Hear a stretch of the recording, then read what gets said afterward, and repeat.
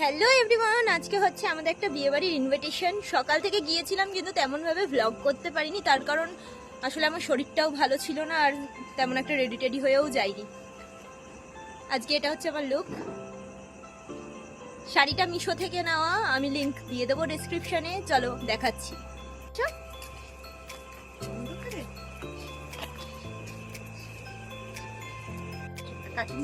তাকাও এদিকে, তাকাও, তোর মুখটা আসেনি তাই আবার নিচ্ছি।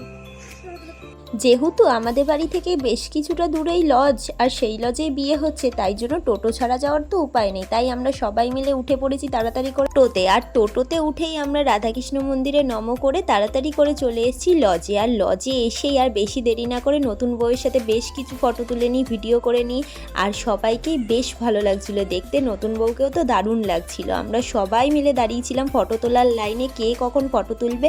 আর বেশি দেরি না করে, এত ভিড় বেড়ে যাচ্ছিল কারণ বরযাত্রীও চলে এসেছিল, আমরা সবাই চলে গেলাম পকোড়া, কফি এই সমস্ত খেতে। আর এত বেশি ভিড় হয়ে গিয়েছিল যে ফুচকার লাইনে আমরা লাইনই পাইনি, তাই জন্য সেখান থেকে রাগ করে চলে গিয়েছিলাম তত্ত্বগুলো যে এসেছিলো সেগুলো দেখতে। বেশ সুন্দর সুন্দরই তত্ত্ব সাজিয়েছিল, আর মিষ্টি দিয়ে ডিজাইনগুলো কিন্তু বেশ ভালো লাগে। মাঝে যেই শাড়িটা দেখলে সেটা কিন্তু বউ ভাতের শাড়ি। আর এরই মাঝে দেখো আমরা এই যেখানে কোণে বসেছিল সেখানে গিয়ে একটু রেস্ট নিলাম। আর বেরিয়েই দেখি বাবা তো একা একা গিয়ে ফুচকা খাচ্ছে, তাই জন্য তাড়াতাড়ি করে বাবার কাছে চলে যাই ফুচকা খাওয়ার জন্য। আর দেখি বিয়ের পিড়িতেও সবাই বসে পড়েছে, কিন্তু আমার তাও আবার স্টার্টার খেতে ইচ্ছা করলে আমি তাড়াতাড়ি করে স্টার্টার আনতে চলে যাই। আমি এরকমই স্টার্টার খেয়ে পেট ভরিয়ে ফেলি আর মেন কোর্স কিছু খেতেই পারি না।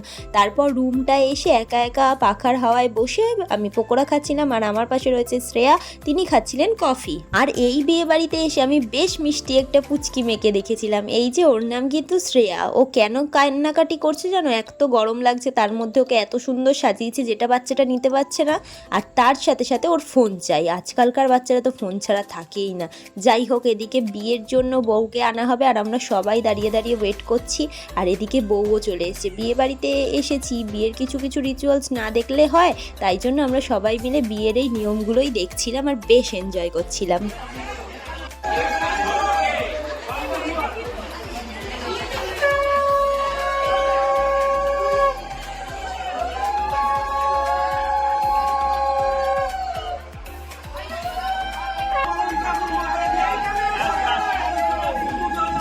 আস্তে আস্তে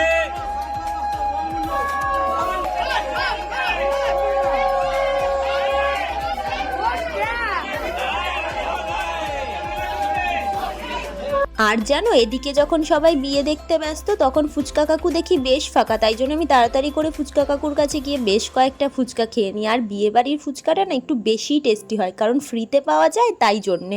আর আমরা ফুচকা খাচ্ছি, তার মাঝে দেখি মা বড়দাদা খেতেও বসে পড়েছে, ওদের এত খিদে পেয়ে গেছে না তাই জন্য। আর আমি মায়ের কাছ থেকে নিয়ে নিলাম আইসক্রিম। আমার মতো কে আছে যারা খাওয়ার আগে আইসক্রিম খেয়ে নাও? আমাকে তো যখন দেবে আইসক্রিম আমি তখনই খেয়ে নেবো। আর যেহেতু বেশ অনেকটাই রাত হয়ে গেছে, তাই জন্য আর একেবারেই দেরি না করে আমরা তাড়াতাড়ি খেতে বসে পড়লাম। আর মেনু কার্ড দেখে যা বুঝলাম অনেক রকমেরই খাওয়া দাওয়া আছে, কিন্তু কি করে খাবো, এত স্টার্টার খেয়েছি যে পেট তো পুরো ভরে গেছে।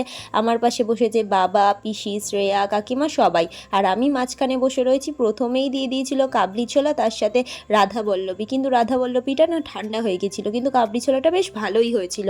আর এরপরে দিয়ে দিয়েছিল স্যালাড, তার সাথে সাথে ডিমের ডেভিল। ডিমের ডেভিলের এই কুসুমটা কে কে আমার মতো ফেলে দাও অবশ্যই কমেন্টে জানিয়ে। যাই হোক, ওই যে আগে বলেছিলাম যে আমি স্টার্টার খেয়ে এত পেট ভরিয়ে নিয়েছি যেই কারণে আমার খুব বেশি পেটে কিছু ঢুকছে না, তাই ডিমের টেবিলের সবটা বাদ দিয়ে আমি শুধুমাত্র ওই ডিমটা বের করেই খেলাম।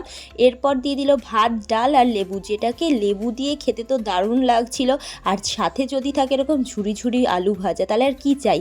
আর আমার মতো কে কে আছো যারা বাঙালি হয়েও মাছ খাও না? কমেন্ট করো।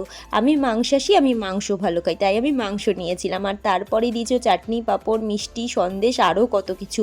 আর শেষে কিন্তু আইসক্রিম অবশ্যই ছিল, আইসক্রিম ছাড়া কি করে হয় বলো? খাওয়া দাওয়া করে উঠতে উঠতেই 1টা বেজে গিয়েছিল, আর দেখলাম বিয়েও প্রায় কমপ্লিট হয়ে গেছে, তাই জন্য আমরা বাড়ির দিকে রওনা হলাম। চলো আজকের মতো টাটা, দেখা হচ্ছে পরবর্তী ভ্লগে, বাই বাই।